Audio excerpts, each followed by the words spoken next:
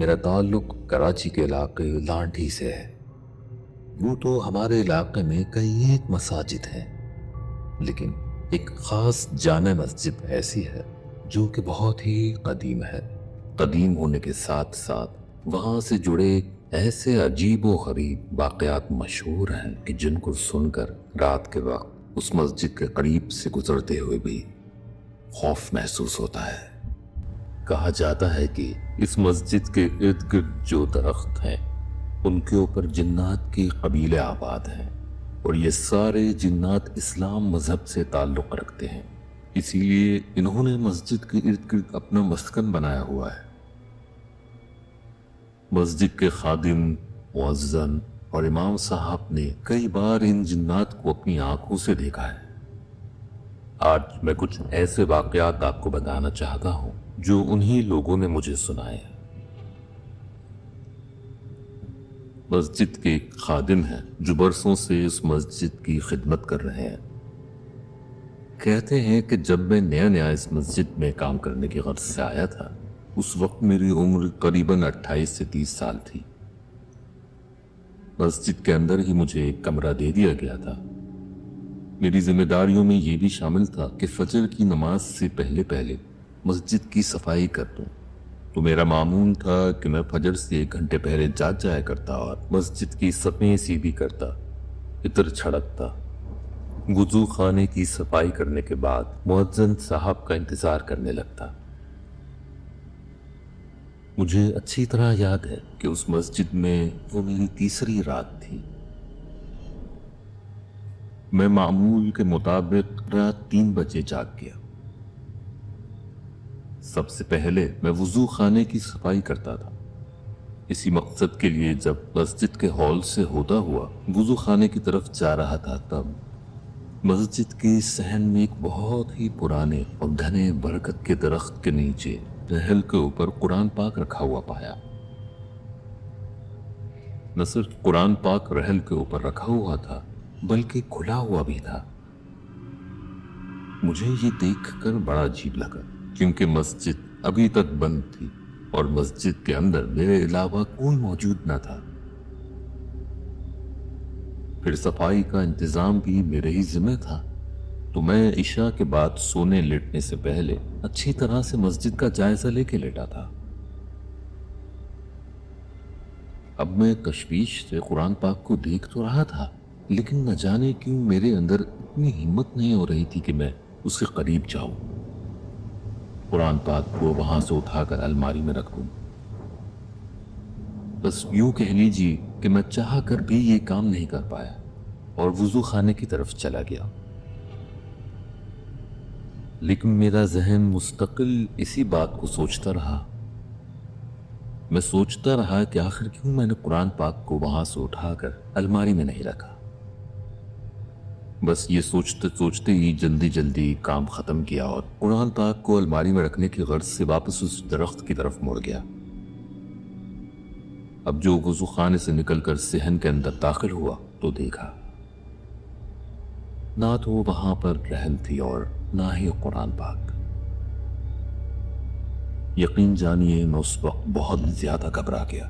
میرے ذہن میں مختلف قسم کے خیالات آنے لگے۔ ایک خیال تو یہ بھی آیا کہ میں نے سونے سے پہلے مسجد کا اچھی طرح سے جائزہ نہیں لیا تھا، شاید کوئی شخص مسجد کے اندر ہی سویا رہ گیا۔ ابھی نئی نئی نوکری ہے، کہیں انتظامیہ کو میری اس غفلت کا معلوم ہو گیا تو نوکری سے ہاتھ ہی نہ دھونے پڑ جائے۔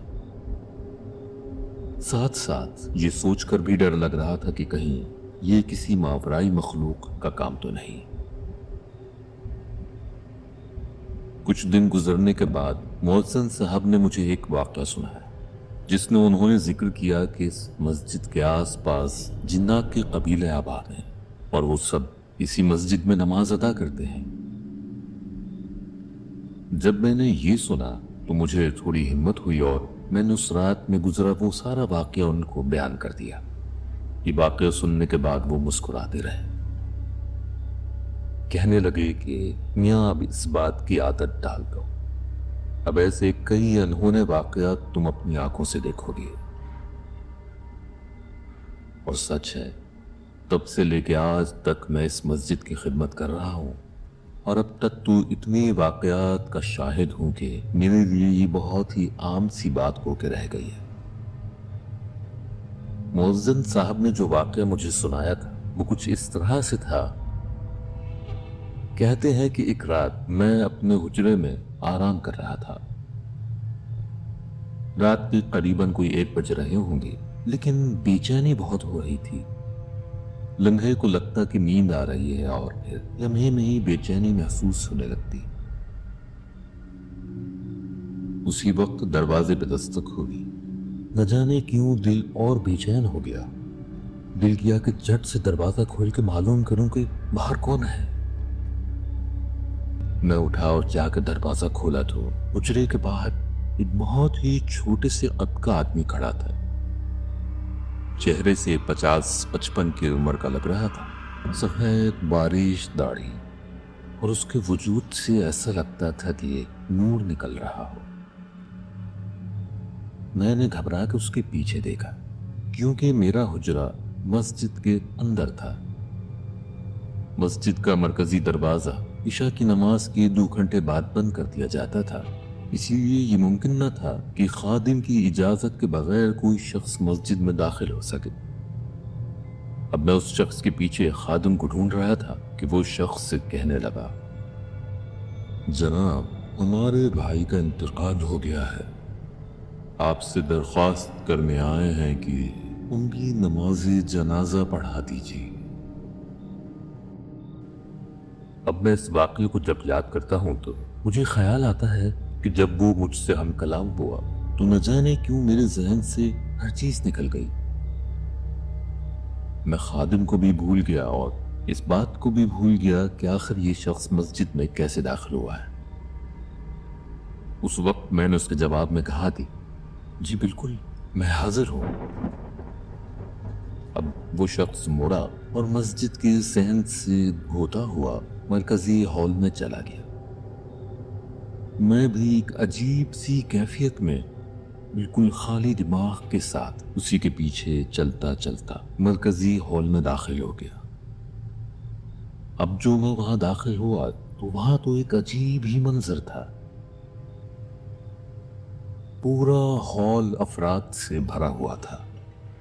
وہ سب افراد ایک ایک کر کے میرے سامنے سے ہٹتے گئے اور میں اپنی جگہ تک پہنچ گیا۔ وہاں دیکھا تو زمین کے اوپر ایک جنازہ رکھا ہوا تھا۔ اس جنازے کی کیا حالت بیان کروں، نہایت لہیم شہیم جنازہ۔ لیکن جیسا میں نے آپ کو بتایا کہ وہاں ہر ایک بات کو سمجھتے ہوئے بھی اس وقت میری کیفیت کچھ اس طرح کی ہو گئی تھی کہ مجھے ذرا سا بھی خوف محسوس نہیں ہو رہا تھا، اور نہ ہی میں یہ اندازہ کر پا رہا تھا کہ یہ عجیب سے افراد، یہ عجیب سا جنازہ آخر مسجد میں کیسے آ گیا ہے۔ میں نے وہاں نماز جنازہ ادا کی، اور جیسے ہی نماز مکمل ہوئی تو میرے ذہن میں یہ خیال آیا کہ مجھے فوراً اپنے حجرے میں واپس چلے جانا چاہیے۔ میں اسی کیفیت میں خالی دماغ کے ساتھ چلتا ہوا واپس اپنے حجرے میں چلا گیا اور اندر جا کے اطمینان سے سو گیا۔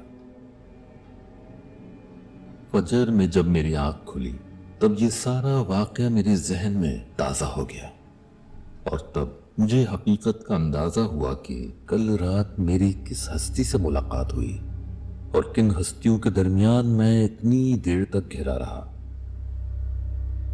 نہ صرف یہ بلکہ ان کی نماز جنازہ کی امامت بھی کی۔ اب یہ تو تھا وہ واقعہ جب ایسا میرے ساتھ پہلی بار ہوا تھا، اور اس کے بعد سے آج تک میں نے جنات کی 20 جنازوں کی امامت کی ہے۔ نہ صرف یہ بلکہ ان کے بچے میرے پاس قرآن کی تعلیم حاصل کرنے بھی آتے ہیں۔